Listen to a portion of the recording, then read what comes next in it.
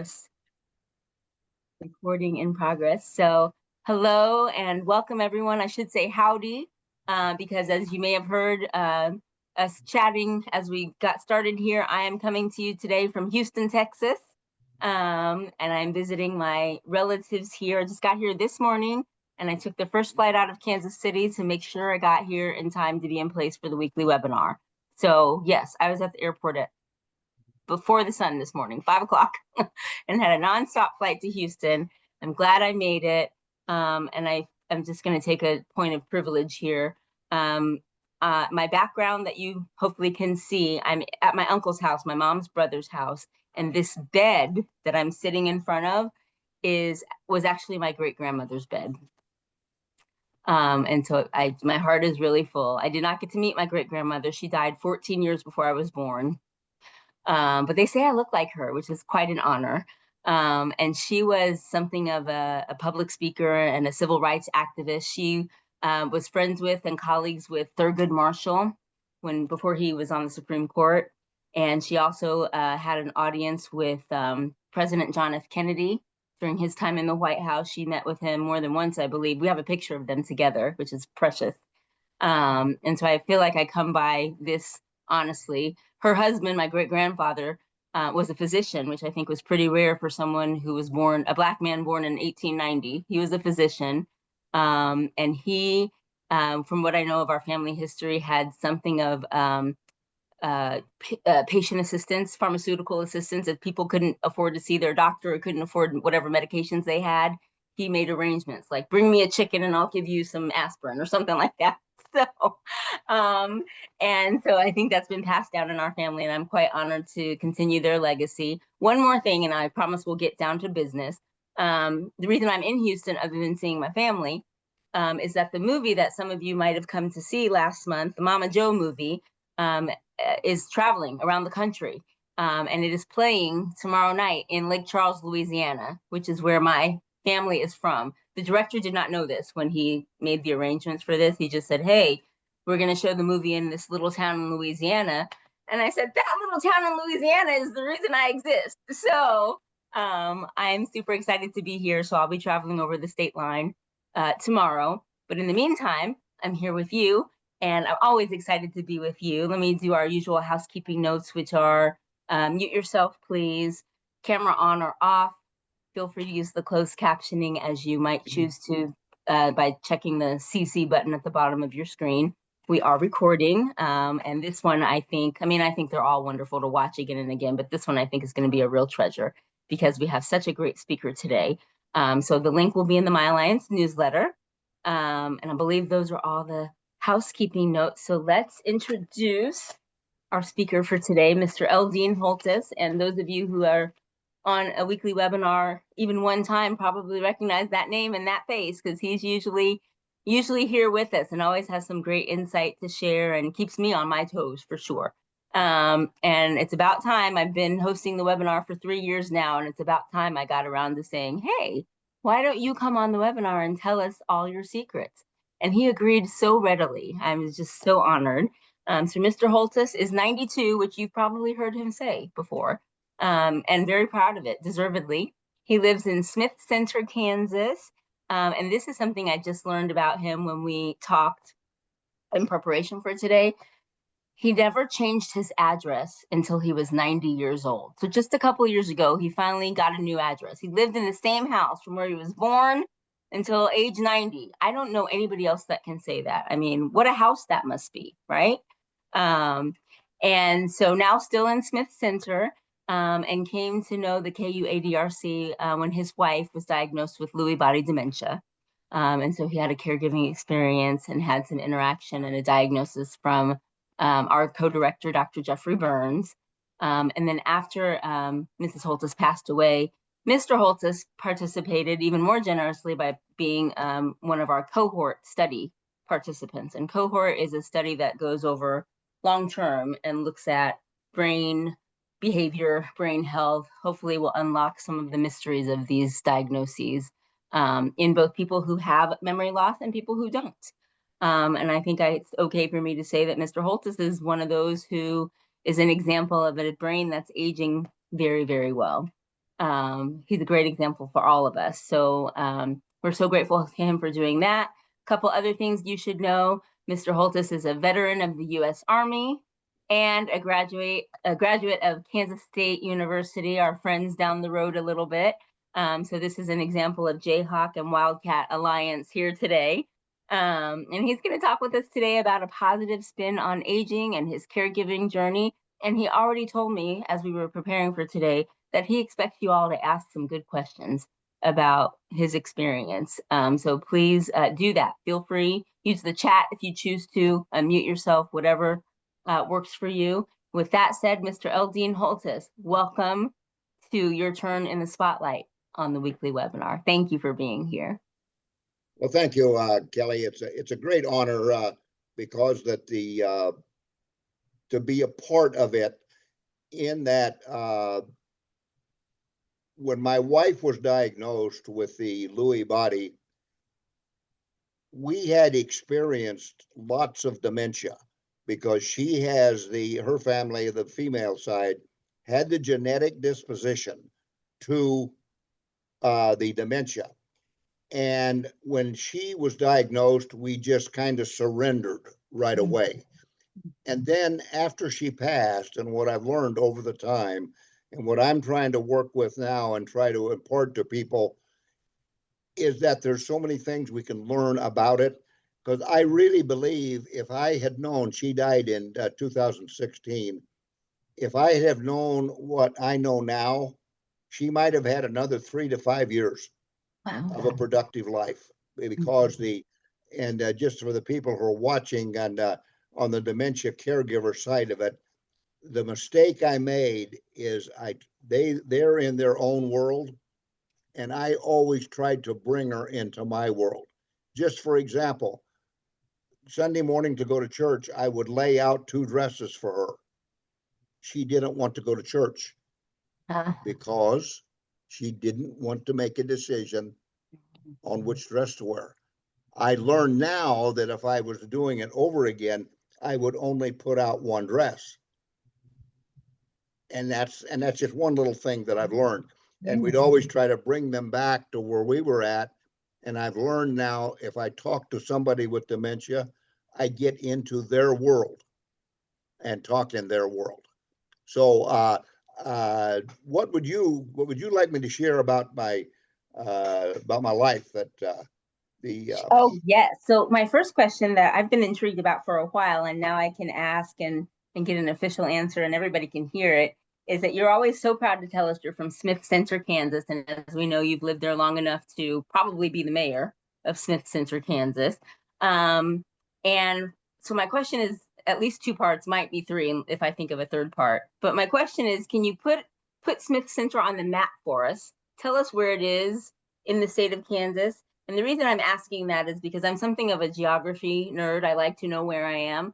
But also, I think this highlights the importance of you're in Smith Center and you're recognizing some things in your life that you want to pay attention to. How do you get to the KU ADRC from there, literally and figuratively? Well, okay. First, I'll tell you where Smith Center's at. People probably know where St. Joe, Missouri, and Denver, Colorado are at. All right. Yes. There's a Highway 36, and it goes right through Smith Center, and it is the center county in the northern tier of counties. I grew up about 18 miles from the Nebraska state line. Okay. And all the county seats are along there about 30 miles. So I start out, if somebody asks where Smith Center is, I'll say, well, do you know where Marysville, Kansas is? Okay, we're 120 miles west of there, and some other things like that. So, and we're the center of the United States, the center of the 48. And another thing I'm involved with, Smith County, is the home of the song Home on the Range. I'm involved with the foundation that owns the cabin that's restored. And so we have had a movie, we've had to work on that. You didn't mention my son is Mitch Holtis, 32-year voice of the Kansas City Chiefs, and he's involved with that also. Now, here's the interesting thing I do as part of my dementia study. I have 4 different ways I can go to Kansas City. I don't go the same way all the time. Oh. I can go to 36 to St. Joe and go Mhm, down. mhm. I can go to Salina over to I-70 and go over. I Okay. can go down and go 24, go through Manhattan, and then Mhm. get to I-70 and come down. And so there's different, so I do that. And a lot of times I go down one road and come back. Now, people probably listening to this may think it's a foolish thing to do, but I think part of my life is to try to set up challenges for myself. Mhm. Okay. So That's anyway, that's how I wonderful. get there. Yeah. That's great. How did you know that there was such a thing as a KU ADRC? And I'm asking for our audience, but also to know where we need to focus our outreach efforts. What do we Well, need to do to make sure people know we exist? it was actually through a referral in that my wife suffered from a disease called scleroderma, which again we didn't know nothing about when she was diagnosed.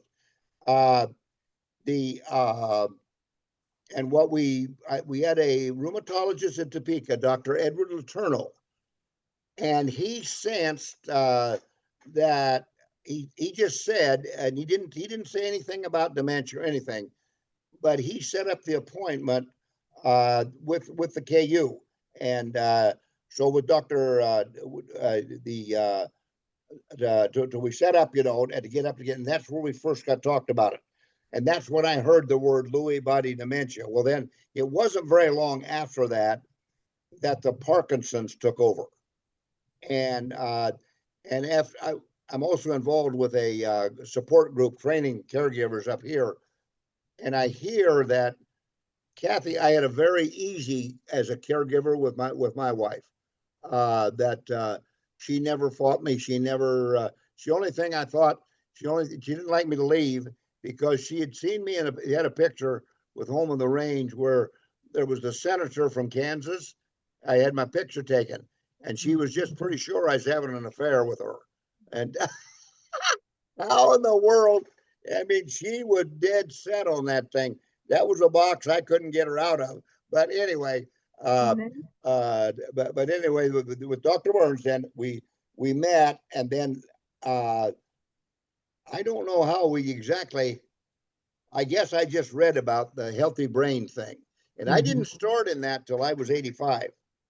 Well, my And I started goodness. in 85, and I tested up until you score 30, you're supposed to be all right. Okay. Um, I think at let's see, at 89, I dropped a point, and then I tested again this spring, and I've dropped. Anyway, I'm 87. I mean, Okay. 27 out of the 30. So I got Okay. 3 more points to give Okay. before I'm Okay. in the dementia category. But anyway, uh, yeah, there's a question that's on there that's going to be very interesting that you're not going to like to hear the answer to. There's Uh-oh. somebody. Well, I want to hear now. I'm even more interested in hearing that answer. But before we go there, I just want to put a framework around the what I think you're talking about, Mr. Holtis, the mini mental state exam, the one that's got a score of 30 Yeah. possible. And I want to make sure everybody listening to this now or in the future understands that that is one assessment tool. It is not comprehensive enough to be a complete diagnosis. And I'm saying that not to dispute what you're saying, but I don't want people to get caught up in a number on one test that takes place one time on one day. Um, and so don't let yourself get overwhelmed by thinking, oh, this one test gave me this score. What does that mean? And we can all see Mr. Holtis on this webinar today telling us all this great information with a score of 27 out of 30 at age 92. So take and do that with that what you will, and recognize that this is a fluid process. All right. Well, there's one So more that thing being here said, too. yeah, go One ahead. more thing here too, is that we read that uh, on this genetic disposition thing. And I talked to Dr. Burns about some of these things because I said uh, I don't have the genetic for it, but Mhm. probably my wife did, and we're talking about doing the DNA stuff. Okay. And I talked to him about having my boys test to see how they might have come out. And Yeah. here's the thing for the people watching to remember is that we hear that there's a something happens, or right away, there's somebody that's selling that on television. And what I do all the time, and that's with our caregiver group here, I always check with KU Disease Center. I say, where is this at? Okay, it's just an indicator, not positive enough to test for. So that's okay. That I That's want a to say. great point. Yeah. And I just would like to note for the audience that a Wildcat from K-State just said, I look to KU for the answer. I just want that recorded. Thank you. Okay, so let's be serious now and go I nearly to. choked, but I got Yeah, it done. All I right. know. You see, I didn't let you jump in there. But we have a question in the chat that Mr. Holtis has already told us is going to be an intriguing answer. And the question is, how has this gentleman stayed healthy physically and mentally? And the person asking says, I too have participated in several cohort studies, but I'm 13 years younger than Mr. Holtis. So that'd make this person about 79. So tell us all your secrets, please. Well, this is the thing that I probably am least proud of, because I have done nothing to deserve, honest to goodness, because when I was a youth at Kansas State University, I drank too much alcohol, I drove too fast, I took chances, I smoked. I have exercised more in the last 10 years than I did the previous 80. I was never an athlete. I have never eaten right. And so I am I'm the word, antidote for all the right things to do. Now, Yeah. I talked to my boys, and when they tell that story, and I said, well, guys, I gotta tell the truth.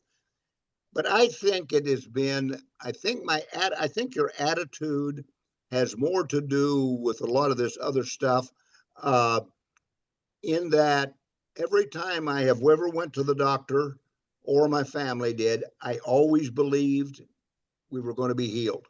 I always believed medicine was going to work.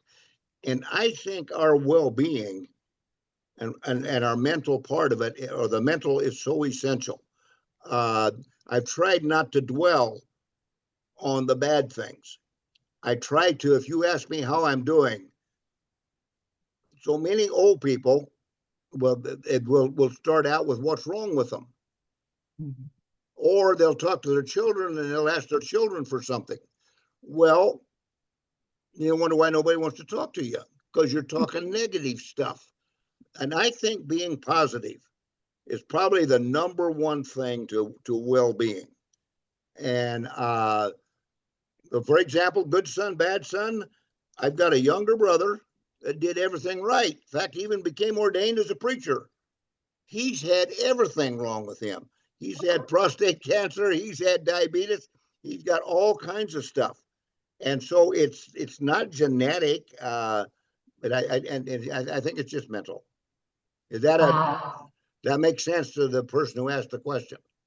I hope so. Thank you. That was such a generous answer. And you know, I probably shouldn't say this from a research center standpoint, but here's a statistically significant survey from one Mr. Holtis about how you can do nothing that they tell you to do and turn out to be such a great success. So keep that in mind. We've got another question in the chat that I think is particularly a good one for this conversation.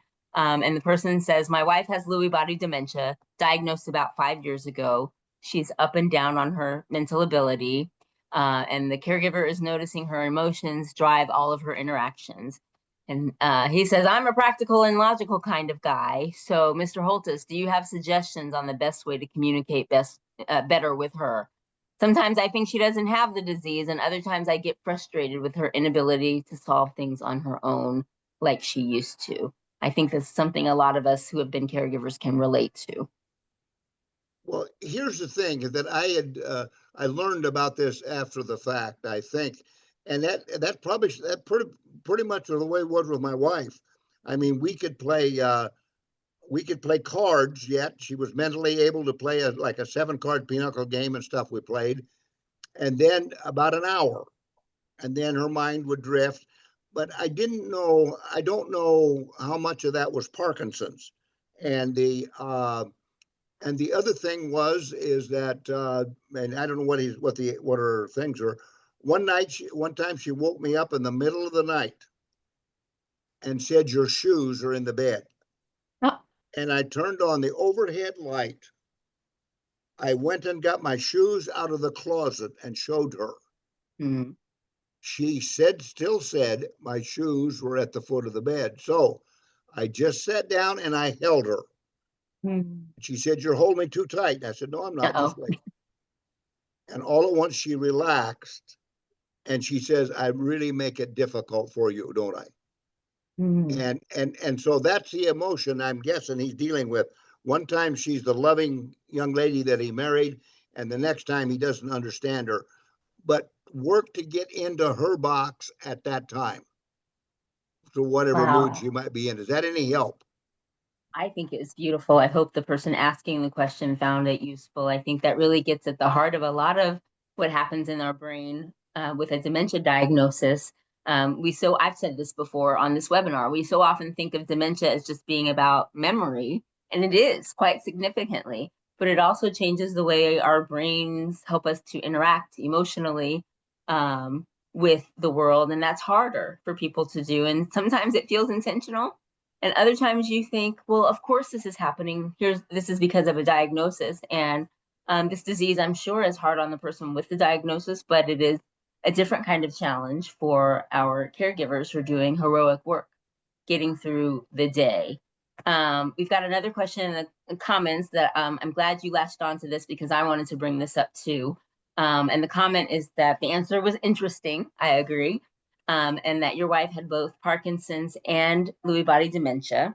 And I'm going to pause there to insert that that's something we have learned more about over the last 25 years. And that is that a diagnosis of dementia can be mixed. And by mixed, I mean, we used to maybe think that people could have Alzheimer's or Parkinson's or Lewy body, which used to be, I think Lewy body is the one we might have used to call Pick's disease. So there are 70 different kinds of dementias.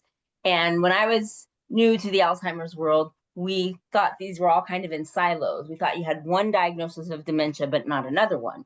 We now know that it is very possible, maybe even more common than not, for people to have a mixed diagnosis. They can have Alzheimer's and Lewy body and Parkinson's and vascular. They can have the changes that we see in the brain for all of those kinds of dementias. And so that's why it's so important that we have the research and why we have, thank you to Dr. Lewandowski for putting the Care Assist app link in the chat. That is a guide to mood and behavior challenges in all of the dementias. You can access that through the app as well as a PDF online. So take a look at that. And I think that helps get us closer to that comment and the question. And then the rest of the comment before that was the commenter's sister was recently diagnosed with Alzheimer's, and she has been more negative for the past many years. So once again, it's not just about forgetfulness.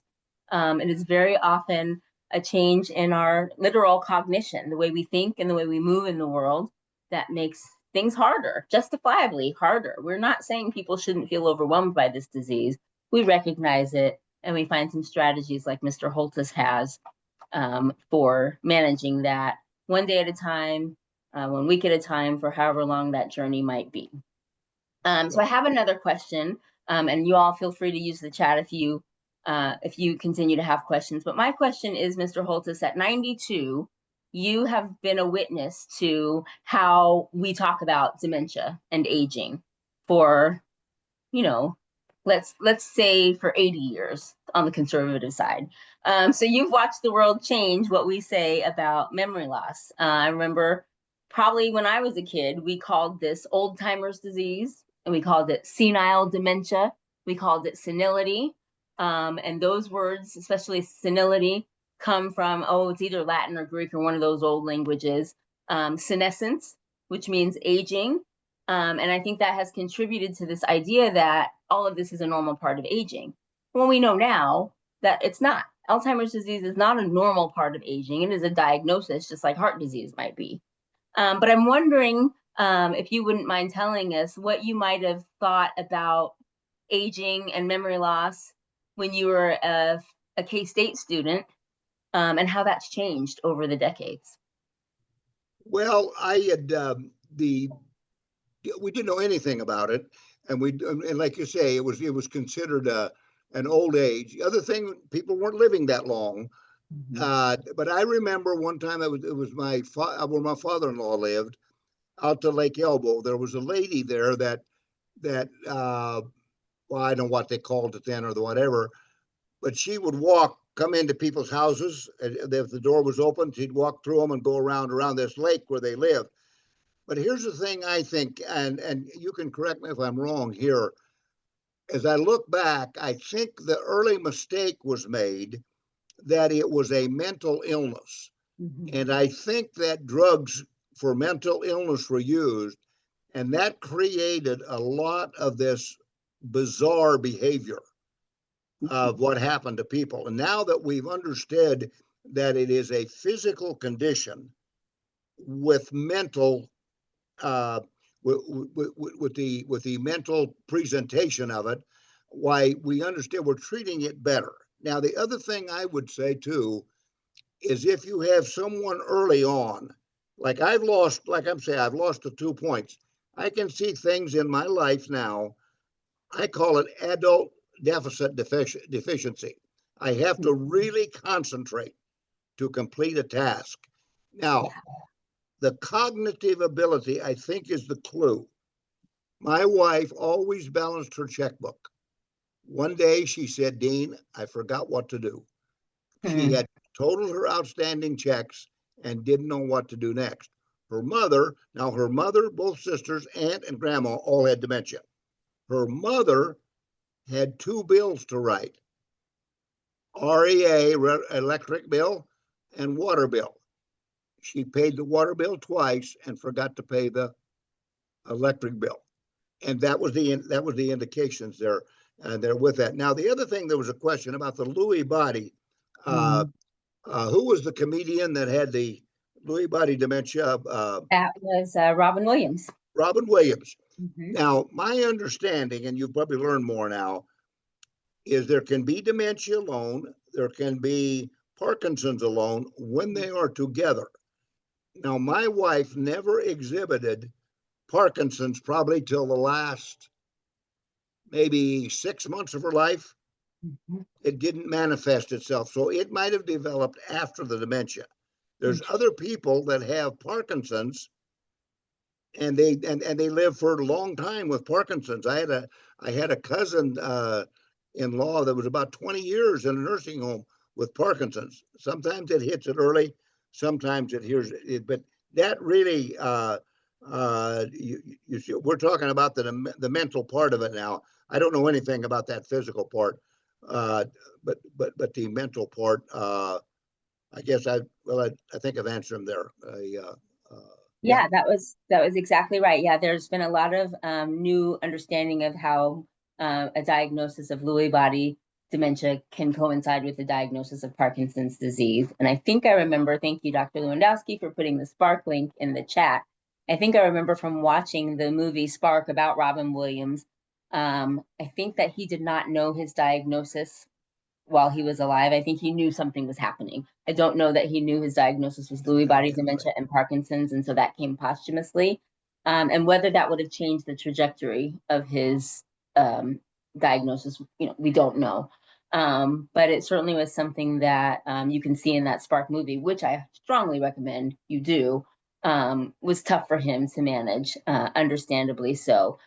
So yeah, please check out the link in the chat for the Spark program that's coming up on October 11th. That's open to families and healthcare providers, and it is a virtual event. So if you can get on Zoom like you have today, you can participate in the Spark activity. So it's 2:29. Feel free, one more chance if you want to say anything in the chat.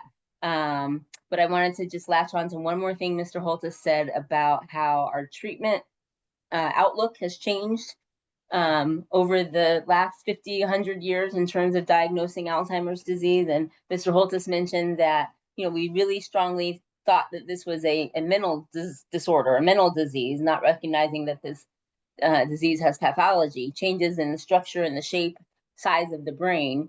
And so a lot of the treatment for dementia in the earlier part of the 20th century was with some heavy-duty medications that were not well researched. And we didn't know what was going on, and were contraindicated in the population that's most likely to have Alzheimer's disease. What that also included was a pretty serious surgery called the lobotomy. So our brain, the parts of our brains are called lobes.